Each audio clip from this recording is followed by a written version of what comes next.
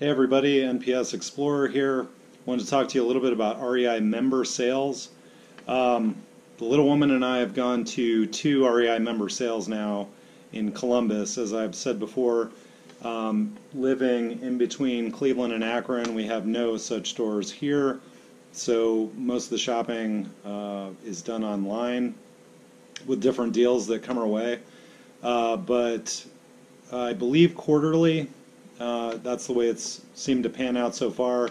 REI has a members-only sale at their locations, and we'll usually go down to Columbus and hit both stores, one on the east side, one on the west side. Both stores are relatively the same. The one on the west side tends to have a little bit more that you're going to find there. So basically the way it works is they have the store closed, they invite the members out to their members only sale.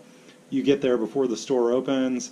A nice long line will form, so usually it begins at 8 o'clock. I would recommend, especially in colder weather, dressing warm, having a nice warm cup of coffee, and being prepared to stand out in the cold for a while.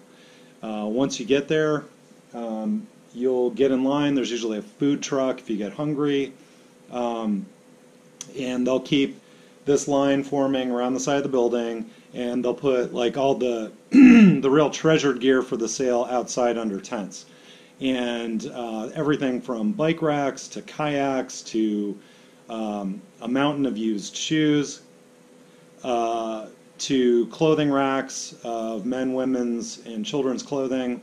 And you can kind of pick through these items and decide what you want to buy.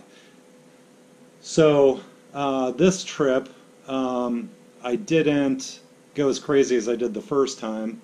I think we both exerted a lot more self-control than before, but just as an example of my gear haul from this member's sale, I'll start with these REI Alpine gaiters. Gaiters are a great thing to have to guard the bottom of your pants from getting wet and cold in the snow, especially if you're using like waterproof Keen shoes like I have, or the ankle highs that you don't want to wear like a full-length boot. These go around the bottom of your shoe, and then these cinch up. Good gaiters have cinches on them, so they tighten up around your calves. But for example, okay, anything that's been returned or defective or whatever, or sometimes REI will do excuse me, equipment tests where their employees might wear something to test it out in the elements and see how well it works. You're going to find a tag like this, an REI return tag, with usually a legitimate description of what's wrong here. So these are brand new, in my size, nothing wrong with them, no imperfections, listed for $54.70. These are still on sale new in the store. I really don't know why they were returned. It's suggested that the cord is broken. It's not.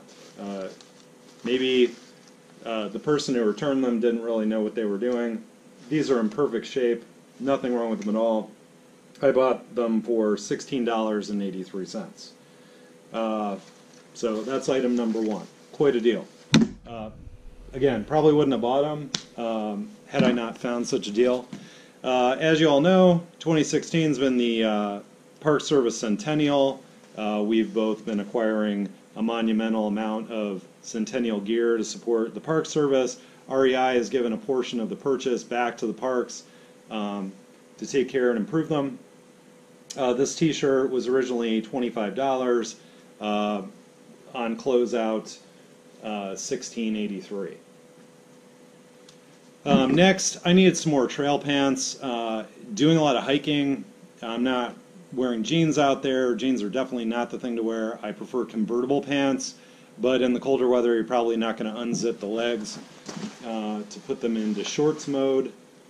These are by a company named Cool. What I like a lot about them is that they're from Salt Lake, and I just came back from my Utah trip. So these pants are very lightweight, hiking pants. There were a number of pairs of these returned because that's probably going to happen with any lightweight trail pant. You fall on rocks, you're going to tear them up, and the complaint on this tag is that new button on waist fell off, button is in watch pocket. Again, not really following what the complaint was because there's no buttons missing. I tried them on. There's an additional complaint that they didn't fit quite right. These were originally